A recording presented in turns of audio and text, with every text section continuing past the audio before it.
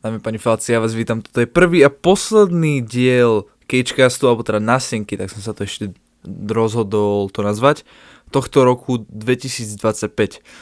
Toto je taký ako keby záverečný diel na tento rok a taktiež taká introdukcia na to, ako budú fungovať tieto nástenky.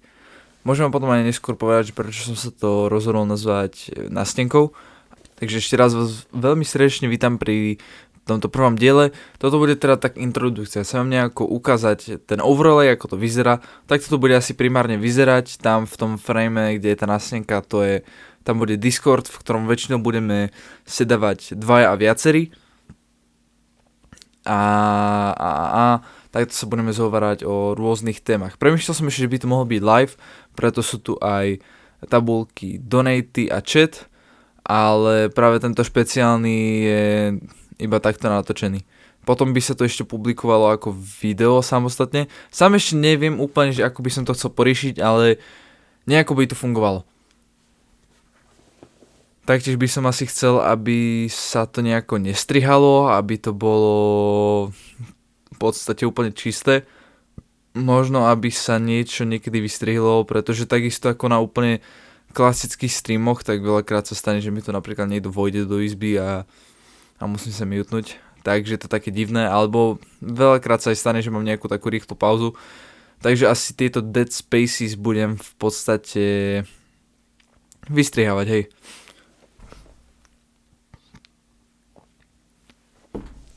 Čo sa týka tohto roku a budúceho roku 2026, poďme si to asi nejako zhrnúť aj analyticky a možno aj dať nejaké predictions, že čo sa stane v ďalší rok, aspoň teda podľa mňa, a čo mám ešte ja v pláne. Možno skúsime urobiť aj nejaké prediction, že čo budú zase moji kolegovia ešte robiť, ako na YouTube a tak. Napríklad Joey alebo Golden. Uvidíme.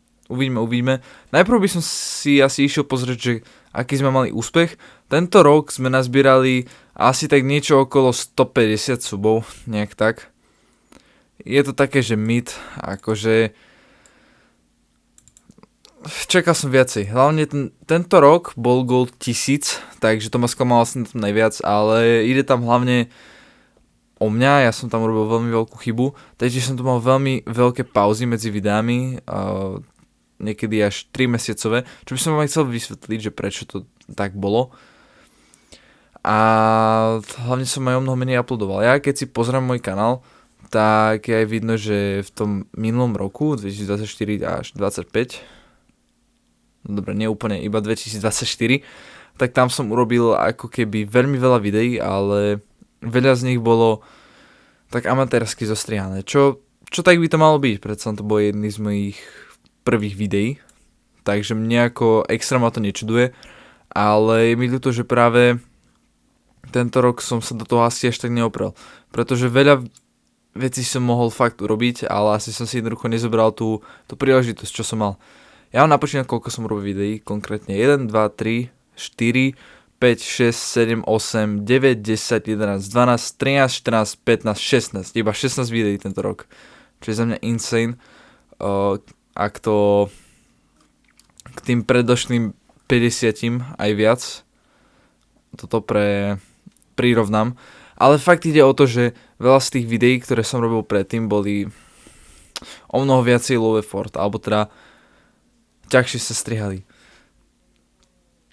Mne sa poslednú dobu ale fakt všetko veľmi ťažko striha, pretože sa snažím nájsť ten najlepší spôsob, akým vám to môžem zostrihať a aj nejaký ten svoj štýl, lenže ono je to veľmi ťažké, pretože ja neviem, na čo ste vy naladení, no dobré, akože aj tak celkom viem, len ja si chcem nájsť niečo špecificky pre mňa, čo podľa čoho vy budete vedieť, že som to jednoducho ja, pretože aj každý youtuber by mal v podstate si nájsť, ak si teraz striha sa vydá, nájsť svoj špecifický štýl, takže keď niekto klikne na tvoje video a trocha si ho pozrie, tak on vie, že sa pozeráš na toho youtubera, chápeš? Napríklad Joey má napríklad svoje intro, tak tam to jednoducho poznáš, to už je jednoducho ikona tam na tých videí, keď si pozrieš 2-3 videá, tak jednoducho už potom ti doskače, že aha, tak to tam jednoducho u neho vyzerá. Ja mám konkrétne asi to outro, kedy si som mal aj intro, ale to už nejako extra nepoužívam, to už je aj celkom staré. Ale ja mám taký veľmi divný štýl, pretože ja väčšinou idem neskutočne náhodne a tak, no jednoducho random, ako keby mne sa zdá, že ja fakt jednoducho niekedy aj zoberiem niečo len tak a jednoducho to nám nahádžem. A snažím sa to nejako zmeniť, snažím sa to nejako špecifikovať na nejaký iný štýl, na niečo jednoducho čistejšie, ale fakt mi to jednoducho nejde. Preto to bol aj jeden z tých dôvodov, prečo som mal také veľké pauzy medzi tými videami, aj mi to ľúto.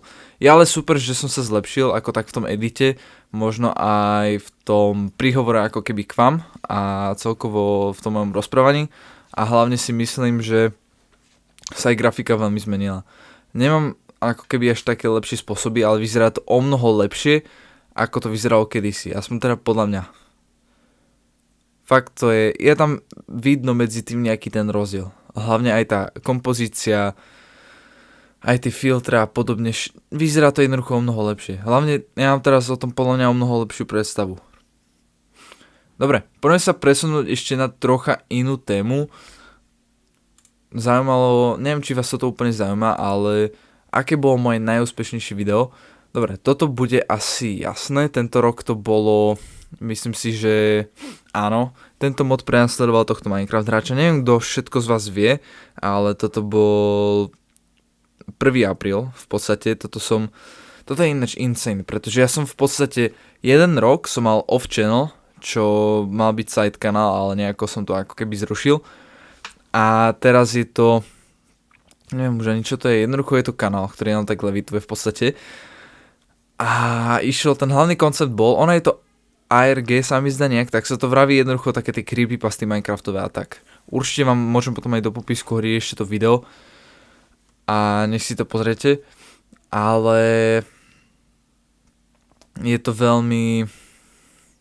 bolo to veľmi trpezlivé video, ale aj tak časovo stresové, pretože som to musel urobiť do toho 1. apríla. Dobre, ale dávam teda ten koncept. Ten koncept bol taký, že jeden hráč, ktorý sa volal, myslím si, že Craneman, áno, dokumentoval, alebo teraz si robil taký ako keby na YouTube v podstate ARGčko, jednoducho dokumentoval svoj progres na MCčku, ďalej tak preskúmoval taký mod, ktorý sa volal malva.entity, si to je môj samostatný mod, ktorý som urobil. A v podstate išlo o to, že ten mod bol taký divný a dostával sa bol to v podstate malware, ale potom v poslednom dieli sa to zmenilo na úplný joke a zistilo sa, že Meatball Martin sa vírusom dostal do tohto hráča počítača. Takže fakt sa to zmenilo na taký úplný bullshit. Aj Golden mi tam potom napísal koment, že to vyzeralo dobre, ale potom sa to zmenilo na takú sračku. Ale som rád, že som dal taký ambiciózny 1. apríl. To video dostalo 469 zhliadnutí, čo nie je veľa. Je mi to celkom ľúto, pretože som do toho dal fakt robotu, ale je to celkom v pohode, akože je to fajn. K tým mojim pomerom, alebo teda k tým mojim priemerom je to dosť dobré náhodou. Je to dosť fajnové. Ja nikdy nechápam tie views a celkovo to takto myslím na YouTube, pretože Spikey mala jedenkrát, že 100 subov a normálne mala na videách, že tak okolo 100 zliadnutí alebo nejak tak. A potom zrazu prišlo jedno video a to spajklo na takých 4000 a ja tomu nechápam prečo. Ja neviem, či to bolo fakt tým, že to bolo jednoducho fakt dobré video, alebo to boli boti. Ja stále nad tým premýšľam, pretože prišlo mi to jednoducho neskutočne sus, takzvané. A toto som videl u veľa ľudí, že zrazu jednoducho dostali len tak spike na 300 odoberateľov a viac. A to je jednoducho divné. Aj mne sa to niekedy stávalo, ale mne to dal YouTube. Ja som si všimol, že ja som si pozeral tie analytiky a zrazu som si všimol, že sa to video zobrazilo aj 3000 ľuďom. Takže to som mal takýto boost od YouTube. Už to nebávam, už sa mi to nestáva až tak, ale to sa mi stávalo asi hlavne, keď som mal okolo tých 80 odberateľov. Nikdy sa mi nedarilo v tom algoritme, budem úprimný. Nikdy mi to nejako nešlo. Dobre, čo sa týka ešte tých videí, jedno z mojich veľmi obľúbených videí, čo som si aj neskutočne užil, bol asi ten prvý Minecraft event, ináč to je tiež ďalší milestone, super, že som tento rok aj urobil Minecraft event. A ten náhodou bol super, to bolo super, bola to zábava, akože bolo to v pohode. Tiež som chcel asi radšej, aby to dopadlo trocha inak, pretože sa tam pripojili nakoniec iba 3 hráči, čo je mi trocha ľúto, ale tak čakal som to, budem úprimný. Ale tak či tak to bol v pohode event a ja som rád, že to nejako tak ako tak vyšlo, no. Tipné je, že vlastne ešte z toho eventu, tam bol ešte vlastne jeden chalan a on mi napísal, že by chcel urobiť server, takže ja som normálne, že urobil jeden celý short, kde som to propagoval a potom som to vymazal, pretože on sa o to jednoducho nestaral. To bola ináč tiež sranda. To som to dal teraz taký sidequest, ale nevadí. Ja som vlastne teda urobil ešte Minecraft event a ešte som mal 2 streamové série, konkrétne teda Streams a Spooky Spooks. Spooky Spooks to bol teda október, alebo teda Spooktober, ešte aj nejaký ten november sa mi zdá. A Streams to bolo niekde tak okolo asi tých prázdnin, niekde počas toho sa mi zdá. Nejaké takéto leto, nie som si už istý. Neviem, všetko si pamätáte, ale Streams bolo konkrétne... čo bolo Streams? Hej, Streams bolo... Áno, to som streamoval hry, mal to 5 dielov, ktoré som vždy chcel hrať, ale nikdy som nemal tú možnosť. Ten príbeh celý je ten, že ja som dostal v podstate ako keby prístup na ako keby Steam library, alebo teda nie, Family Share, áno, cez Steam som mohol získať v podstate knižnicu mojich kamarátov, ktorí ju mali, že masívnu, takže ja som si mohol zahrať konečne nejaké hry, čo som chcel, ale nemohol som. Takže to bolo veľmi cool. A takisto to bolo isté ešte, ten veľmi podobný koncept bol ešte pri Spooky Spooks, čo bolo tiež teraz. A tam som hral jednoducho tiež hororovky, ktoré som niekedy chcel hrať. Tam som hral Dead Space, čo je ináč super hra, neskutočne odporúčam, to je super. Akože, neviem, že čím to bolo, ale nebolo to ani nejakým tým plotom alebo nejak tak, ale jednoducho to bolo neskutočne zábavné.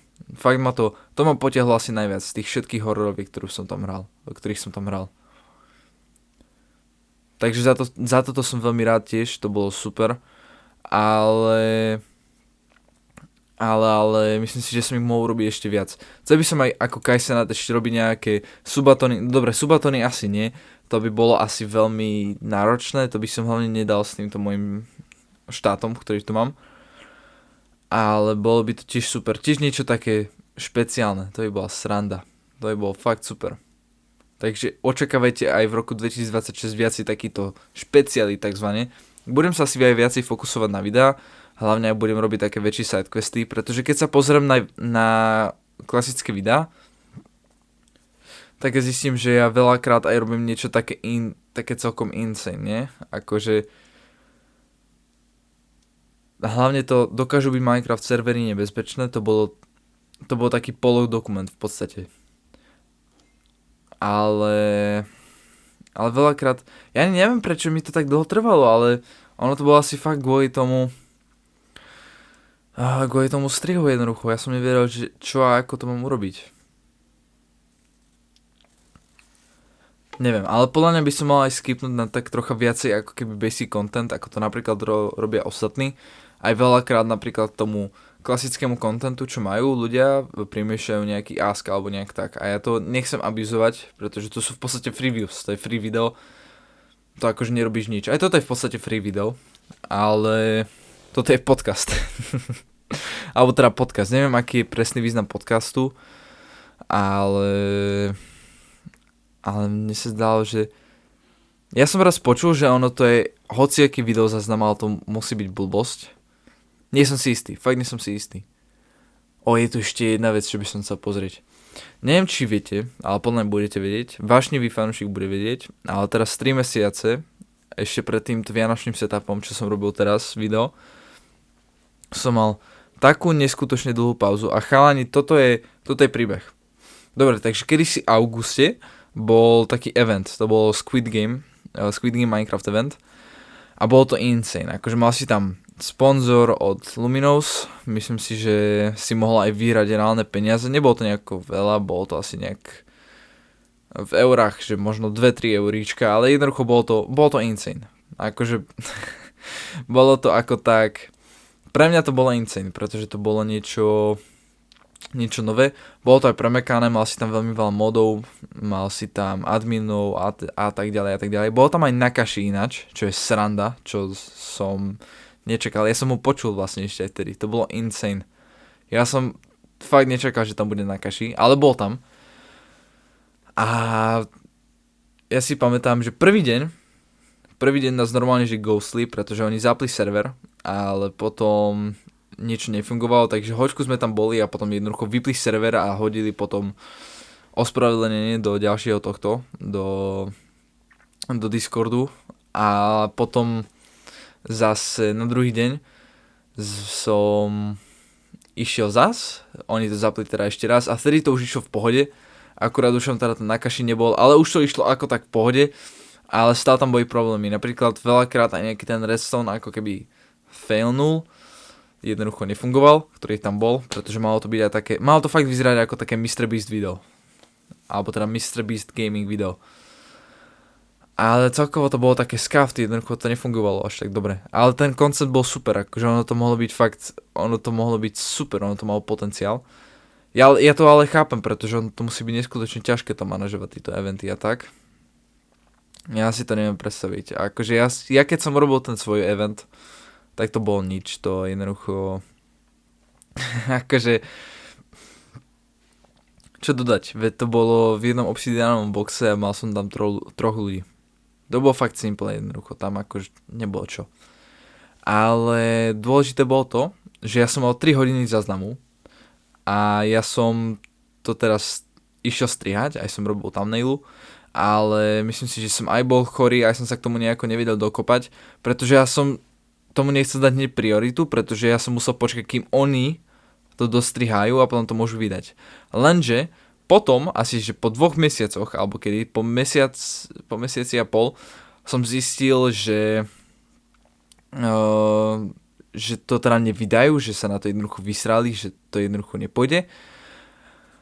A potom som si teda povedal, no dobre, tak či to aspoň ja môžem vydať, a oni povedali, že áno. Takže ja som to teda išiel strihať, ale myslím si, že som mal vtedy aj nejakú ako keby nenáladu, mal som niečo také ako keby nie depresiu, ale bolo to niečo jednoducho také smutné obdobie asi. Neviem ako to nazvať, bolo to jednoducho asi burnout, áno, tak to nazvem. A tedy jednoducho išlo všetko pomaly, aj tie videá, aj jednoducho všetko, fakt. Aj kvôli tomu, že teda v škola sa vtedy nahromadila a zase išla. Ja mám tento školský rok aj veľmi veľa doučiek, pretože musím stíhať primačky, no teda musím ich napísať dobre. Takže tak, čo vám poviem, to je asi aj ďalší dôvod, prečo tie videá nevychádzajú teraz až tak často. Ale ja si myslím, že aj keby som nemal tie príjmačky a všetko toto, tak by to išlo pomaly. Pretože už predtým to išlo akože veľmi pomaly tento rok. Chcem to nejako optimizovať, alebo teda Čo? Astatoro? Nechcem to nejako ako keby urýchliť. Nech to je viacej efficient. Ale uvidíme, ako to vyjde. Dobre, zase som si urobil odbočku.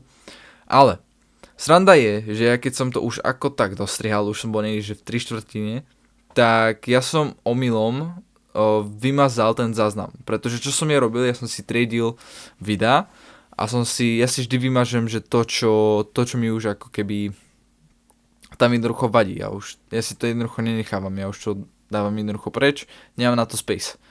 A ja, čo som si nechal na OBS-ku zapnuté, to sa volá remaxing. A to znamená, že mne to v podstate urobí 2 kópie toho záznamu. Ja som ale dal preč tú kópiu, ktorú som mal práve v tom programe strihaciom. A to znamenalo, že som v podstate prišiel o záznam a o ten progres. Ja by som to vedel nejako dostať naspäť. Aj som sa s tým aj som sa o tom radil s chálmi. Oni mi vraveli, že nech premenujem súbor a malo by sa to nám naskočiť. A ja som teda mal tú kopiu, lenže ja som zistil, že ona bola v HMV, súbore, nejak tak, alebo teda súborín, neviem ako sa to vyskloňuje, ospravedlňujem sa. A ja som zistil, že ja si to v podstate môžem prekonvertovať zase na MP4, čo bola tá pôvodná, čo bolo to pôvodné, ako som to mal. A ja som to teda dal prekonvertovať na to MP4, lenže, čo som ja urobil, je, že ja som zaklikol, že nech sa to prepíše cez tú pôvodnú kopiu. Nech to neurobí kopiu tej kopie, ale nech sa to prepíše cez tú kopiu. A ono to bolo už niekedy večer, ja som bol hotový a už som jednoducho chcel ísť preč, už som to chcel nechať tak. Tak som si povedal, že nie, to bude zase, to sú 3 hodiny záznamu, to sa to bude zase neskutočne dlho konvertovať. Radšej to vypnem a dám to zajtra. Tak ja som to vypol. A v tom prípade som stratil aj tú kopiu. A to som zistil až na druhý deň. A ja som sa snažil ešte nejako nájsť ten starý súbor, ale už to vôbec nešlo a už sa to pokazilo. Takže to je aj jeden z tých ďalších dôvodov, prečo ste teraz tak dlho čakali. Squid Game Event. Môžem vám asi aj ukázať potom, že ako vyzerá tá thumbnaila niekde do komunity. To asi naviažem zase potom k tomuto podcastu, ako keby. Čo vám poviem, akože peklo, ja som fakt išiel plakať kvôli tomu a je mi to veľmi ľúto, pretože som sa chcel aj vám viac venovať, nech aj mám teda tie analytiky a nech sa môžeme niekam dostať, ale hlavne nech aj vy máte niečo na pozeranie a nech aj ten vzťah medzi nami je ako tak lepší. Je mi to veľmi ľúto, no ale jednoducho nedalo sa to tedy inak. Dobre, ale poďme sa presunúť zase na asi poslednú tému. Ešte by som chcel to spomenúť, tie kýčka s tým, musíme si to asi ešte pekne ako keby vysvetliť. Ja by som to chcel asi teda, aby to bolo buď live, alebo video. A ešte by som asi chcel, aby to niekedy bola návšteva, niekedy to bolo iba takéto, že talk, ako to mám napríklad teraz.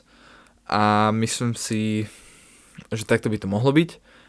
A chcem sa vás ešte spýtať, či sa vám páči ten overlay, či by ste to nejako zmenili, pretože ja si myslím, že takto je to ako tak v pohode, ale že by to mohlo vyzerať lepšie o mnoho.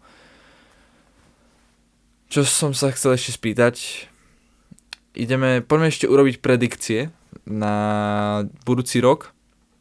Ja si myslím, že budúci rok bude GTA 6 už zase nebude odložená, alebo to podľa mňa urobia takto. Oni najprv to odložia, ale potom to priblížia. V tom prípade urobia ako keby takú reakciu, takého nadšenia a možno budú mať tým ešte väčšie náklady, ako keby nejak takto som nad tým premyšľal, ale to je iba také, že možno, že uvidíme, neviem presne, možno. Myslím si, že AI bude mať teda veľmi veľký ešte nejaký ten rozkvet, že ešte sa to nejako zlepší. A hlavne ale asi ešte v iných funkciách. Nebude to teda už len tá sora a tie videá a tie hlasy, ale bude to ešte niečo o mnoho iné, ako napríklad dajme tomu možno niečo reálne. Niečo ako s tými robotmi. Myslím si, že to sa veľmi evolvne. Čo sa týka ešte toho YouTube, čo by som mohol skúsiť predýchnuť je, myslím si, že sa nedostanem zase nejako ďaleko, pretože už si moc neverím, budem úprimný. Mal by som, ale akože už som stratil nádej. Ale podľa mňa budem mať asi tak okolo 400-300 subov, čo by bolo super úprimne, ale chcel by som zase dať tých 1000. Ja jednoducho potrebujem dať tých 1000 a dúfam, že to tak vyjde. Otázka je, že čo by som chcel ešte robiť ďalší rok? Či budem robiť stále toto isté, alebo budem robiť ešte možno viacej tých dokumentov. Ja som vravil, že by som chcel robiť niečo také viacej basic, ale neviem, že či to úplne nechám tak, ako som povedal, že to nechám. Uvidíme. Dajme pani Falci, ešte by som chcel pripomenúť k tým catchcastom, alebo teda k tej nástenke. Ja som ešte spomínal, že táto nástenka vlastne bude teraz záznam, hej, to som spomínal. Hej, ten význam tej nástenky. Ja som to nazval nástenka kvôli tomu, že nástenka je taký ten plán ako keby. Na to si jednoducho vesíš, čo? Astatorofakt? Neviem, na to si zavesíš svoj plán v podstate, alebo teda zapichneš nejaký tým pinom. A mne to takto napadlo, pretože v podstate na týchto cagecastoch, takisto ako teraz, plánujem veľa vecí. Napríklad premýšľam, že čo bude vtedy a tak celkovo to tak diskutujem.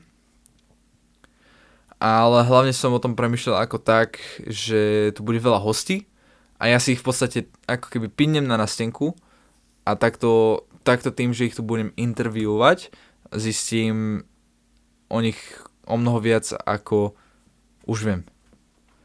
Takže to bol asi ten hlavný význam jednoducho. Viete, ako sú aj tie pinboardy jednoducho v tých filmoch, tak nejak tak si to predstavujem, že jednoducho máš tam fotku a dozvieš sa viac. Chcem to asi nazvať jednoducho tým, že je to niečo, s čím chcem zistiť viac od ostatných. A nejaké tie zaujímavosti, nejaké tie pikošky. Jednoducho nepôjde asi iba o to a pôjde asi aj o nejaké tie reviews. Nebude to určite iba o tomto, ale bude to veľmi, veľmi podobné. Hej. Dámy pani Feláci, toto bol prvý a posledný diel tohto roku, konkrétne číslo 1 by the way. Ďakujem, že ste tu boli. Uvidíme sa asi zase na ďalší rok, konkrétne rok 2026. Tak GG's, ahoj. Toto bola sezóna roku 2025.